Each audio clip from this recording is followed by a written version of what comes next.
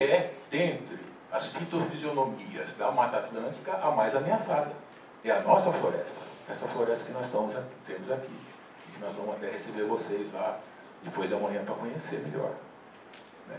Então, eu ampliei um pouquinho a área do Pontal. Né? Então, só para poder me debruçar sobre até a região de influência da usina de Porto Primavera. Bom, e também gostaria de ressaltar que as unidades de conservação, nós vamos falar isso depois, parece que estamos sem som. Usa o da frente. É esse aqui? As unidades de conservação, elas ajudam, Ozelito, a nos livrar, pelo menos parcialmente, desses venenos que estão sendo colocados aqui hoje no nosso território. Né? Isso é muito grave, a questão dos venenos, né, que são espalhados nas culturas, na cana-de-açúcar, que atinge todas as matas. Mas a unidade de conservação, se ela for protegida, ela vai se ver livre desse herbicida. Então isso é um fato importante. E por fim, eu também, Castilho, gostaria de dizer que, em relação à questão da suposta privatização dos parques, das unidades de conservação, não sei se seria privatização dos recursos naturais. Eu não conheço muito bem essa proposta, né, posso estar enganado, mas até onde eu sei, onde eu li, onde eu converso, nas fontes que eu consulto, seria uma parceria público-privada para explorar áreas específicas dentro da unidade de conservação.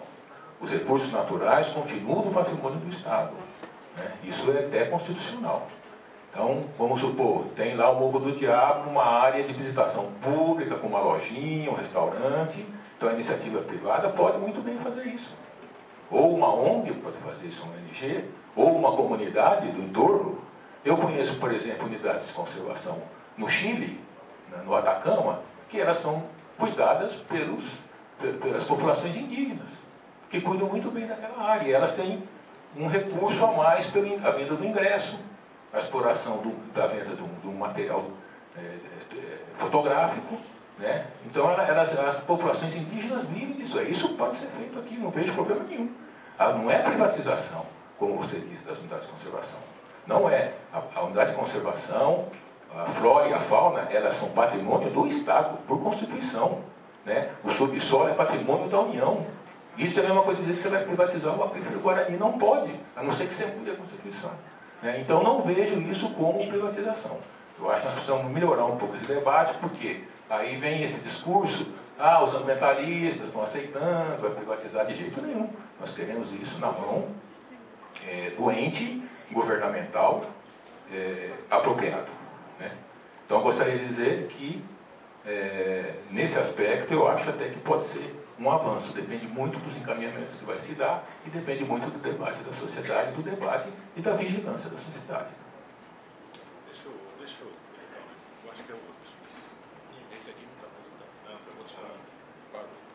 funcionando. Deixa eu explicar melhor, então, porque o Djalma, eu acho que falou uma coisa importante. A gente eu falei, Djalma, em privatização dos parques. Na verdade, não é privatização no sentido que vai ser transformado em unidade ou em bem particular, não é isso. Isso é um modo de falar para, digamos, abreviar a coisa. A mesma coisa quando se fala, por exemplo, de privatização da rede ferroviária, por exemplo, em Prudente. A rede ferroviária continua da União, mas está sendo administrada pela ANL. Isso é uma privatização do serviço. Quando eu falei dessa privatização, eu estou falando que é a privatização da administração dos parques, não dos parques efetivamente. Claro que os parques, não estou falando aqui que o Morro do Diabo vai ser vendido ou vai ser doado, evidentemente que não falei isso. Nós estamos falando e que essa lei...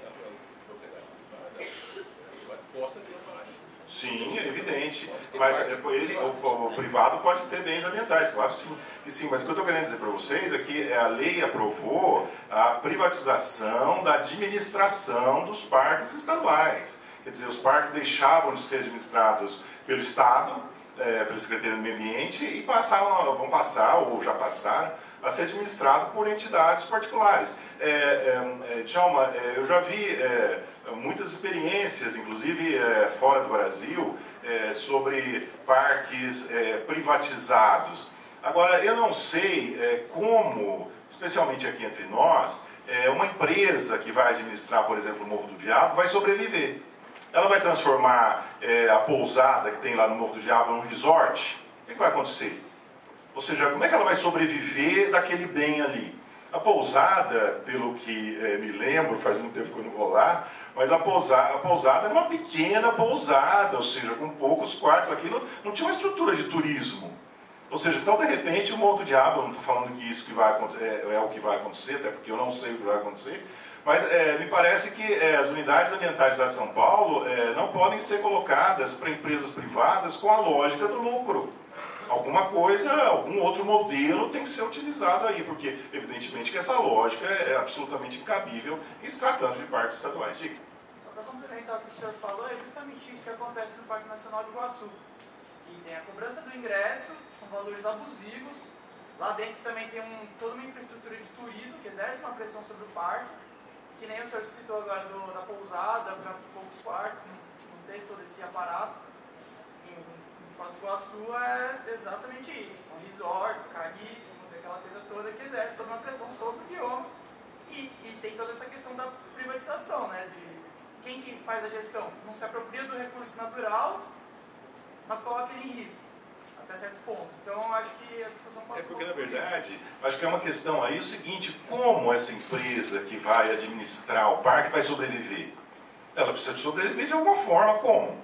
Ou seja, ela vai ter que explorar alguma coisa relativa ao parque. Populações tradicionais até poderiam, a gente pode pensar em índios explorando, etc., determinadas unidades, mas eu acho que na nossa lógica aqui, viu, Djalma, eu não sei se isso é uma coisa adequada. Eu, sinceramente, eu tenho sérias críticas a esse modelo de administração privada de bens ambientais, ou seja, no sentido de bens ambientais públicos, não privados, bens ambientais públicos.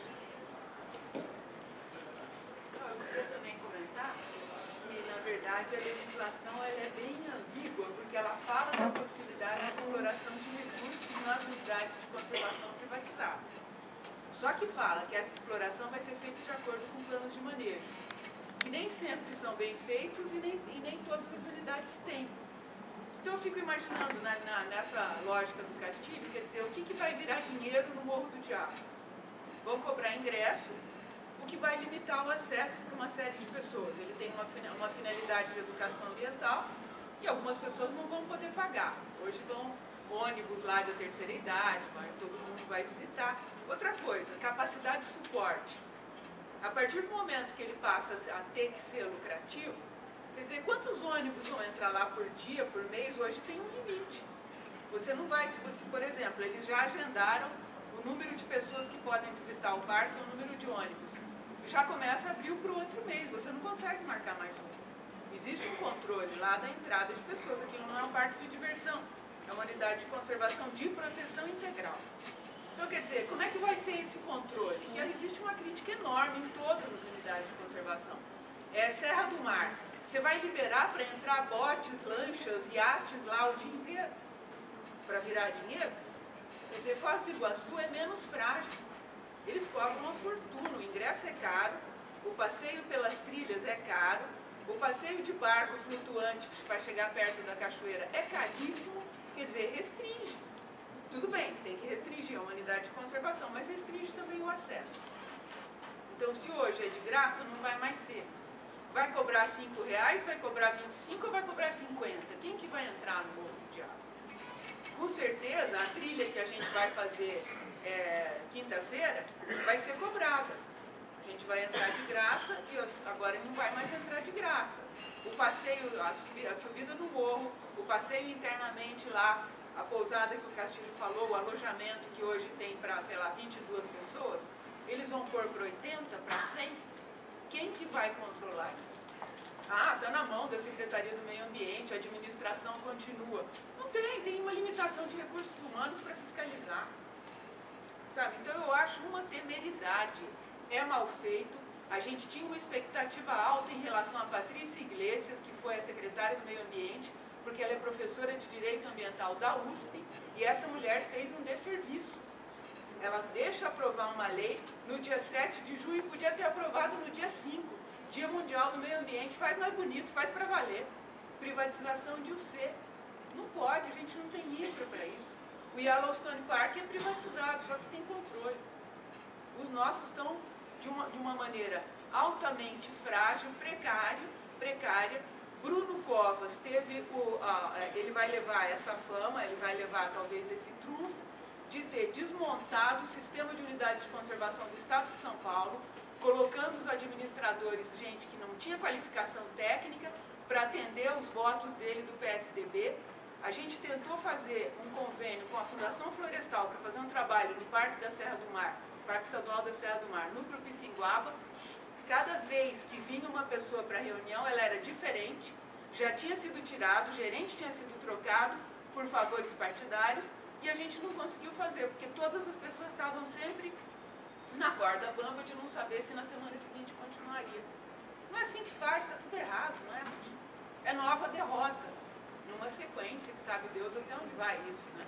Então eu acho que não pode privatizar ou não poderia, já vai privatizar. Já tem uma propaganda na TV Fronteira, nunca teve. Visite o Parque Estadual do Morro do Diabo, conheça, lindo, mico-leão. E aí? Quem que controla isso? Quantos ônibus vão entrar? Quantas pessoas vão entrar por dia? Então, assim, a gente está quieto, a gente está assistindo, era para estar. Pessoal, Djalma, você vai fazer a resposta? Sim, eu só vou fazer uma complementação. Pode fazer a resposta, aí depois eu preciso passar para o Kaique, que levantou a mão faz um tempo. Mas se quiser dar a resposta, depois eu passo para ele para continuar o fluxo do debate, né? Mas depois é o Kaique, por causa que tem que seguir uma ordem aqui só. Tudo bem? Não, era só essa questão da privatização ou não privatização. Eu acho que, primeiro, essa expressão privatização é um pouco forte, né? Acho que privatizou, e também privatizar não significa que vai esculhambar tudo, né? A Patrícia Iglesias fala que é conceder. Concessão. Então, você sabe muito bem que você tocou num ponto importante. Tem um plano de manejo, né? Você tem que ter capacidade de suporte, tem áreas intangíveis, né? Agora, por exemplo, qualquer parque, né? Ou monumento histórico, ou uma igreja que você visita hoje no mundo inteiro, você paga o ingresso. Agora, esse recurso vai para o parque? Isso precisa ser discutido, porque se for para o parque, para manutenção, né, o Estado alega que está falido, não tem recurso para a área ambiental, né, esse discurso é antigo. Então, esse recurso seria revertido em benefício do próprio parque. Você citou o caso de Iguaçu, né? Iguaçu, a população de lá não paga para entrar, né? Eu acho que os estudantes vão ter um tratamento diferenciado. Eu acho que, né, hoje quem vai no Parque Nacional do Iguaçu paga, é europeu, é americano, ele pode pagar. Se você for lá em Yellowstone ou outro parque americano, ele vai cobrar de você, né? Você vai no museu, qualquer museu do mundo, você paga, e não paga pouco. E dá acesso para quem não pode pagar, gente, né? No Brasil, a pessoa entra, sai, né? Eu acho que quem pode contribuir, tem que contribuir. Existe pesquisa até que as pessoas dizem que se for reverter em benefício da conservação, ele paga, né? Isso, o Morro do Diabo fez essa pesquisa, né? Agora, essa privatização não é assim, né? A toque de caixa, nem para eleger ninguém, né? Nós estamos tratando de coisas sérias. Eu acho que isso tem que ser muito bem estabelecido em normas e leis, né? Eu acho que isso aí. Boa tarde. Primeiramente, queria agradecer que vocês estão aqui, porque acho que cada opinião, mesmo divergente, é muito importante para construir a nossa opinião. E eu vou mudar bastante de assunto, eu acho. Primeiro, falar que eu não sabia dessa questão que o movimento do Sem Terra, nos assentamentos, ele estava fazendo essa agrofloresta, então conciliando uma parte social com uma parte ambiental. Isso foi novidade para mim, eu fiquei muito feliz, porque são dois pontos muito importantes para ser levado em conta. Então eu queria perguntar para o seu Zelito, toda essa questão do movimento do Sem Terra ganhou muita força, eu acho, com o presidente Lula, quando ele se elegeu. E agora a gente vive um cenário bem diferente, com um governo legítimo no poder, e que é totalmente oposto ao que era. Então é de extrema direita, e eu queria saber como vocês estão pensando em lidar com isso, se isso vai se manter ou se é só uma briga política, e se essa parte da agrofloresta também vai se manter, e se tem alguma ideia de perder força ou não com o cenário atual político.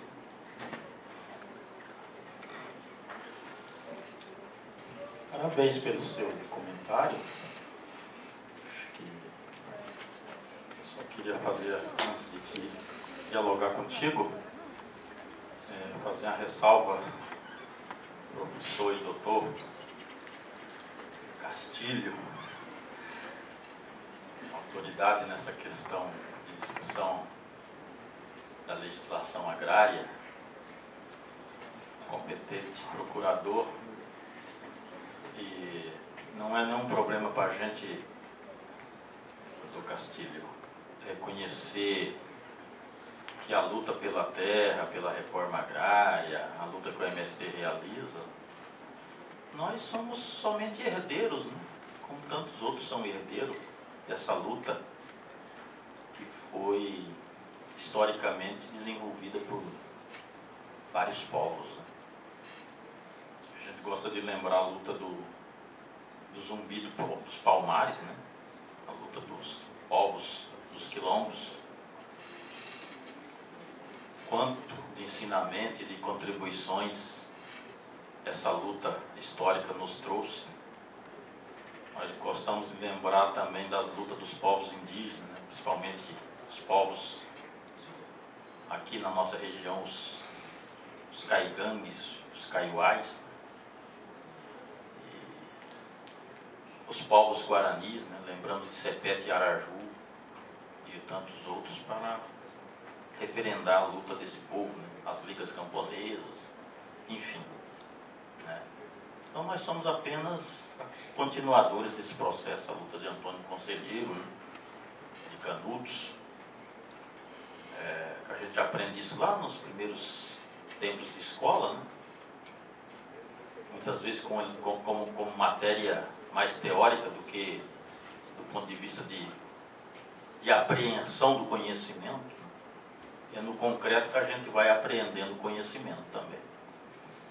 E a luta aqui no Pontal do Paranapanema, ela foi muito importante a partir do PMDB à época, né?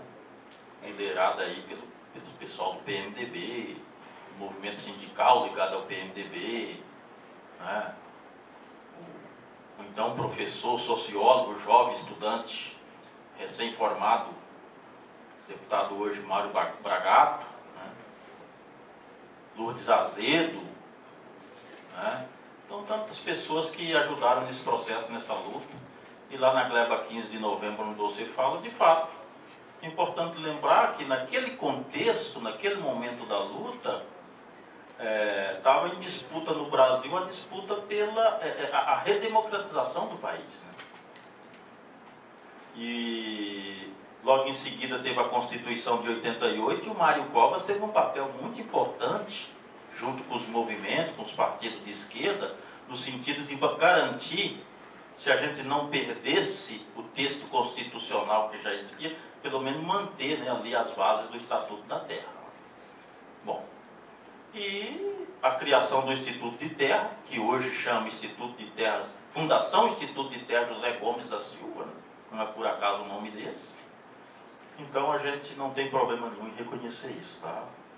Então quando eu coloco a contundência da luta pela terra do MST, é porque de fato ela é uma luta muito contundente. E aí o Estado não aguenta essa luta. O movimento social é que tem que colocar esses elementos. Colocar a cara a tapa, colocar a cara fora da janela, né? Bom, e os erros também não é problema nenhum a gente reconhecer que a gente comete erros, né? Somos de carne e osso, somos humanos. Cometemos erro, né? E muitas vezes não é que cometemos erro, a nossa estratégia é derrotada. A gente leva uma estratégia, mas o lado de lá também constrói sua estratégia, não é?